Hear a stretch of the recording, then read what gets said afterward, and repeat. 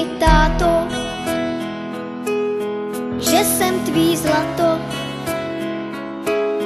že jsem tvá princezna, poklad tvůj beze dna. Říkej mi, táto, že jsem tvá pohádka, panenka maková, Smíšek a Amálka, Vochomůrka Křemílek,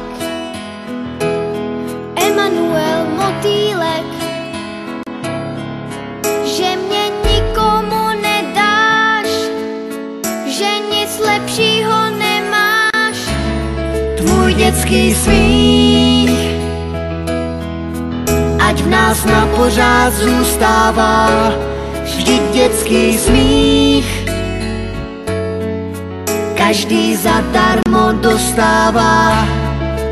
Ať se ze světa vytratí všechno, co se vyplatí. Víš, já tě nikomu nedám, já nic lepšího nemám, než tvůj dětský smích. Tvůj dětský smích.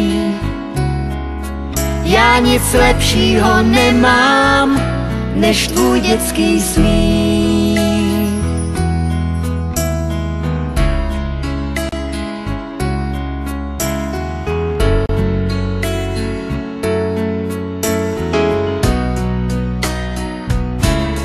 Říkej mi, princezno, že jsem princ pohádky, co přijel za tebou na pořád na svátky. Já byl bych bez tebe, už na věky bez sebe. Já šel bych až do nebe, modrý ukrást jen pro tebe. Víš, já tě nepustím, vždycky všechno ti odpustím. Já tě nikomu nedám, já nic lepšího nemám. Tvůj dětský smích, ať v nás na pořád zůstává, vždyť dětský smích každý zadarmo dostává. Ať se ze světa vytratí všechno, co se vyplatí. Víš, já tě nikomu nedám, já nic lepšího nemám, než tvůj dětský smích.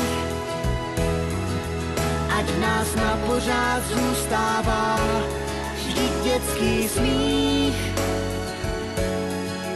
každý zadarmo dostává. Ať se ze světa vytratí všechno, co se vyplatí. Víš, já tě nikomu nedám, já nic lepšího nemám, než tvůj dětský smích. Tvůj dětský smích. Já nic lepšího nemám, než tvůj dětský